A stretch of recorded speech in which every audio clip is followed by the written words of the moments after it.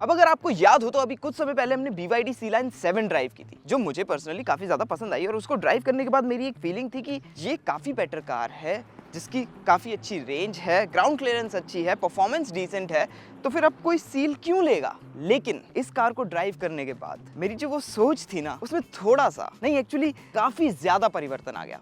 Let me explain. और क्योंकि इस गाड़ी के बारे में बात करने के लिए काफ़ी सारी चीज़ें हैं, कुछ ऐसी चीज़ें हैं जो शायद हो सकता है कि आपको किसी ने ना ही बताई हो, तो मेक श्योर कि आप बने रहिएगा मेरे यानी कि लकी के साथ वीडियो के एंड तक। Welcome to what car India.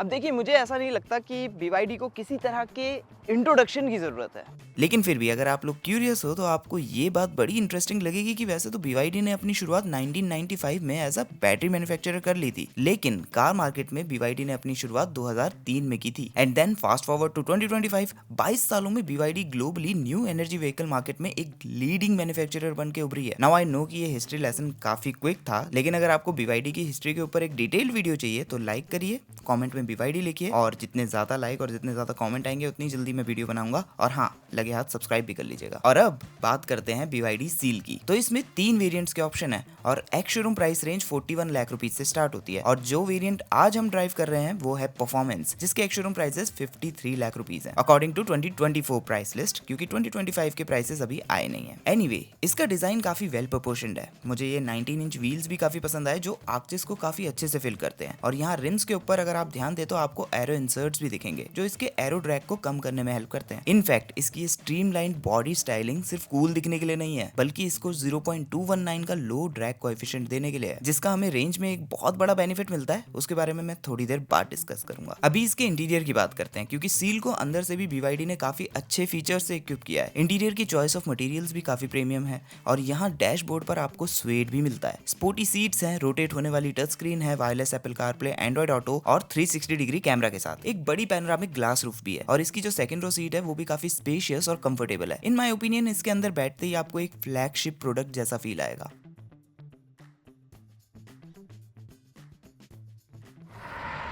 और अब आइए ड्राइव करके देखते हैं कि BYD सील परफॉर्मेंस की रियल वर्ल्ड में परफॉर्मेंस कैसी है। तो जैसे मैंने बताया, इसमें आपको 3 ड्राइव ट्रेन के ऑप्शन मिलते हैं, और जो अभी हम ड्राइव कर रहे हैं ये है top of the line performance variant. BYD claim करती है कि 0 to 100 3.8 सेकंड्स के अंदर कर सकता है, जिसको हमने टेस्ट किया सील के ऑन बोर्ड टाइमर से। एंड गेस करिए कि 0 to 100 का बेस्ट टाइम क्या आया होगा। Yes, 3.8 seconds. सील की थ्रिलिंग परफॉर्मेंस के पीछे सबसे बड़ा कारण है इसका dual motor all wheel drive setup. Combined develop करता है 530 horsepower and 670 newton metres of torque. अब हो सकता है कि शायद आपको किसी ने ये बात बताई ना हो, लेकिन मैं बता देता हूँ कि इस गाड़ी का वजन, इस पर्टिकुलर वेरिएंट का वजन ऑलमोस्ट 2.2 टन है, जिसका मतलब ये कि ऑलमोस्ट एक 2.2 टन की गाड़ी 0 to 100 तक 3.8 सेकंड्स के अंदर एक्सेलरेट हो सकती है। Isn't that impressive? रेंज का डिस्कशन करने के लिए भी मैंने एक छोटा मोटा बेसिक सा मिक्स साइकिल वाला रेंज टेस्ट किया है, जिसके रिजल्ट्स ये रहे। अब देखिए, BYD का क्लेम है कि सील अपने परफॉर्मेंस अवतार में अपने मैसिव 82.56 किलोवाट आवर के बैटरी पैक और 0.219 के लो कोएफिशिएंट ऑफ ड्रैग के साथ आपको 580 किलोमीटर्स तक की रेंज डिलीवर कर सकती है सिंगल चार्ज पे। हाउएवर, हमारे मिक्स साइकिल टेस्ट में, जो कि हमने दिल्ली NCR में किया था, इसने 450 किलोमीटर्स तक की रेंज मैनेज की। और ध्यान दीजिएगा, इसके दौरान हमने इसको कोई कंजर्वेटिवली भी ड्राइव नहीं किया था। इनफैक्ट लॉन्च टेस्ट भी परफॉर्म किए थे। देखिए, जब हम स्पोर्ट्स और फन टू ड्राइव कार्स की बात करते हैं तो उनका थ्रॉटल रिस्पांस जो होता है ना, वो बहुत ज्यादा मैटर करता है। ड्राइव एक्सपीरियंस को बना भी सकता है और बिगाड़ भी सकता है। BYD ने जो सील का थ्रॉटल कैलिब्रेशन किया है वो बहुत अच्छा है, मतलब इट इज एडिक्टिव। सबसे इंपॉर्टेंट बात तो ये काफी लीनियर है, तो जब आप इसे हाफ या फिर पार्ट थ्रॉटल पे ड्राइव कर रहे होते हो तो ये जो मोमेंटम है ना, वो बड़े प्यार से आराम से गेन करती है, जैसे कि एक नॉर्मल आइस इंजन कार में केस होता है। बट जैसे ही आप पेडल टू द मेटल करते हो तो जो रिस्पॉन्स ये आपको देती है, all thanks to the clever programming. चाहे आप किसी भी मोड में हो, जब आप फुल थ्रॉटल दोगे तो ये आपको पूरी की पूरी परफॉर्मेंस डिलीवर कर देती है। आई नो, अब आप लोगों को ये भी डाउट होगा कि 145 mm की इसकी ग्राउंड क्लियरेंस है, जो कि तीनों वेरिएंट्स में सबसे कम top of the line variant की है। अदर 2 की 149 है, तो ये काफी कम नहीं है। ऑनेस्टली अगर देखा जाए तो ये नंबर है तो बहुत छोटा, लेकिन थ्रू आउट माई टेस्ट किसी भी तरह के स्पीड ब्रेकर पे या पॉट हॉल पे गाड़ी नीचे नहीं लगी। हाँ, I agree to the fact कि मैं थोड़ा सा कॉशियस होके ड्राइव कर रहा था, बट ऑनेस्टली काफी स्पीड ब्रेकर्स को क्रॉस करने के बाद मुझे ऐसा रियलाइज हुआ कि इस पे मुझे इतना कॉशियस होने की जरूरत नहीं थी। इन शॉर्ट मैं ये कहना चाह रहा हूँ कि अगर आप इसको थोड़ा ध्यान से चलाओगे, थोड़ा प्यार से चलाओगे, स्पेशली उन अनऑफिशियल लेकिन पॉपुलर स्पीड ब्रेकर्स के ऊपर से क्रॉस करते हुए, तो ये काफ़ी आराम से मैनेज कर लेगी उनको, नो वरीज। लेकिन what about the steering, ride and handling? City में ड्राइव करते हुए इसका स्टीयरिंग काफ़ी लाइट है, इजी टू मैन्यूवर है ये। हाँ, गाड़ी काफ़ी चौड़ी है, लेकिन आपको एक अच्छा 360 डिग्री कैमरा मिलता है, साथ में आपको फ्रंट एंड रेयर में पार्किंग सेंसर्स मिलते हैं। ओवरऑल आपको किसी तरह की प्रॉब्लम नहीं होगी। और जो इसका टर्निंग रेडियस है given the length of the car, वो भी काफ़ी अच्छा है। और जो इसका स्टीयरिंग है वो भी आपको काफ़ी प्रीमियम फील देता है, मतलब उसमें एक हल्का सा वजन है। तो देखिए, राइड जो है इस गाड़ी की वो एक्चुअली काफ़ी कंफर्टेबल है, हालांकि थोड़ा सा स्टिफर साइड पे है, लेकिन काफ़ी अच्छे से वेल कुशन्ड है। एज अ रिजल्ट जब आप ड्राइव कर रहे हो और आपके रास्ते में पॉट हॉल आ गया, तो जो वो थर्ड थ्रुट की साउंड होती है ना, वो कैबिन के अंदर नहीं आती है, उसकी जगह एक थंप की साउंड आती है जो कि काफ़ी प्रीमियम लगती है। Only thing and the only problem जो मुझे हुई इस गाड़ी से, कि स्लो स्पीड्स में आपको काफ़ी side to side movement feel होती है, बट जैसे जैसे आप स्पीड ग्रैब करते हो, आपका पेस बिल्डअप होता है, इसकी राइड क्वालिटी इंप्रूव होती जाती है। और जब आप हाईवे पे आते हो, ओए होए होए, हाईवे पे जो इसकी राइड क्वालिटी है वो तो गजब है। मतलब ये गाड़ी एकदम चिपक के चलती है हाईवे से, बहुत ज़्यादा सेटल्ड फील होती है, बहुत ज़्यादा प्लांटेड फील होती है, कॉन्फिडेंस आपको इंस्पायर करती है। तो इसकी चैसी है, thanks to the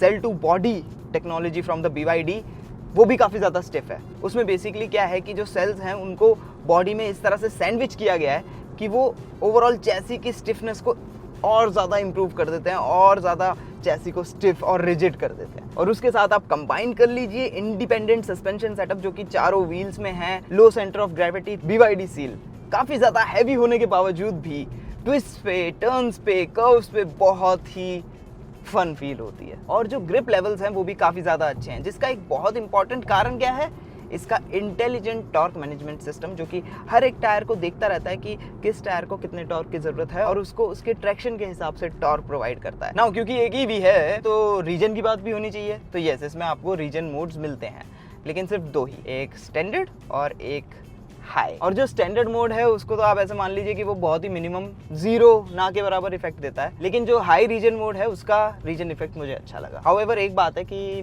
price point के हिसाब से आप इसमें सिंगल पेडल मोड मिस करोगे। लेकिन सेफ्टी के चैप्टर में, जैसा कि आप इस लिस्ट में देख सकते हैं, सील को काफी अच्छे मार्क्स मिलते हैं। BYD ने ड्राइवर के कंफर्ट एंड कन्वीनियंस का काफ़ी ज़्यादा ध्यान रखा है, तो ये हैं 5 फीचर्स जो कि मुझे काफ़ी अच्छे लगे। जैसे कि सबसे पहले, जब भी आप इसको रिवर्स में डालोगे, जो आपके ORVMs है ना, ये ऑटो टिल्ट हो जाते हैं नीचे की तरफ। दूसरा है इसके ADAS फीचर्स की लिस्ट, जो कि काफ़ी लंबी चौड़ी है, काफ़ी कॉम्प्रिहेंसिव है, और हमारे टेस्ट के दौरान हमने ये फाइंड आउट किया कि ये काफ़ी अच्छे से काम करते हैं, इतने ज़्यादा इंट्रूसिव नहीं है। सेकेंडली, मुझे इसके कंट्रोल्स भी काफ़ी ज़्यादा अच्छे लगे, जो कि आपको स्टीयरिंग पे ईजी टू एक्सेस दिए हुए हैं। थर्ड है इसका 360 डिग्री कैमरा, आपको ईजी टू एक्सेस यहाँ पे बटन दिया हुआ है, उसको आप प्रेस करो and look at the quality. एक बार इसका 3D व्यू देखिए। एंड ऑनेस्टली इसकी जो सेकंड रो सीट है वो काफ़ी ज़्यादा कंफर्टेबल है। बस एक चीज़ जो मैं मिस करता हूँ वो है ब्लाइंड्स रियर विंडोज के लिए। हाउएवर ये रियर विंडोज थोड़ी सी टिंटेड है। फिफ्थ है इसका ये फ्रंट का पूरा ग्लास एरिया, तो जो ये विंडशील्ड है, जो ये विंडोज हैं, ये डबल ग्लेज्ड ग्लास इसमें यूज़ किया गया है। एज अ रिजल्ट जब आप इनको शट कर देते हो, बंद कर देते हो, तो बाहर की किसी भी तरह की नॉइज़ कैबिन के अंदर नहीं आती। जो NVH है वो काफ़ी ज़्यादा अच्छा है। एंड लास्टली बोनस पॉइंट, इस गाड़ी में आपको बहुत सारे स्क्रोल्स मिलते हैं, लेकिन हर चीज़ परफेक्ट तो होती नहीं है। तो ये हैं कुछ ऐसे फीचर्स जो कि मुझे नॉट सो कंफर्टेबल लगे for the driver. For example, अगर मुझे ड्राइव करते हुए एयर कंडीशनिंग को सेट करना है और मैंने एप्पल कारप्ले ऑन किया हुआ है, तो यहाँ पे मुझे किसी भी तरह का शॉर्टकट नहीं मिलता है। मुझे अल्टीमेटली यहाँ BYD पे जाना पड़ेगा, और फिर उसके बाद जो भी स्क्रीन पे खुला हुआ है उसको बंद करना पड़ेगा, और तब मैं एयर कंडीशनिंग को कंट्रोल कर पाऊंगा। मतलब एक सिंपल सी सेटिंग करने के लिए इतने सारे स्टेप्स। अगर आपको सीट वेंटिलेशन या हीटिंग को ऑन या ऑफ करना है, तो अगेन आपको स्क्रीन में यहाँ जाना पड़ेगा,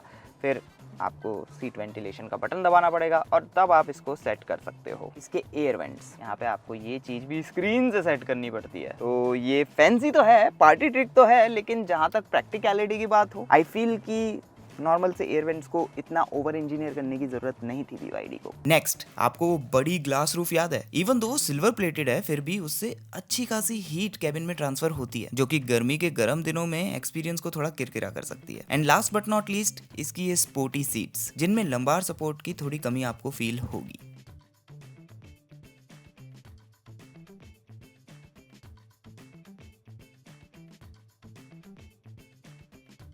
हाँ जी, तो कैसी लगी आप लोगों को BYD सील परफॉर्मेंस, जो 0 to 100 तक 3.8 सेकंड्स के अंदर कर सकती है?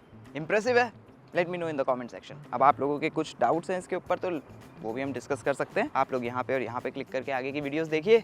तब तक मैं इस गाड़ी को ले जा करके और ज़्यादा इन्जॉय करता हूँ। अब इस वीडियो को अपने दोस्तों के साथ शेयर करना मत भूलिएगा, और अगर आपको इस तरह का कंटेंट देखना पसंद है तो सब्सक्राइब करिए ताकि आगे आने वाली वीडियोज़ को आप मिस ना कर दें। Thanks for watching.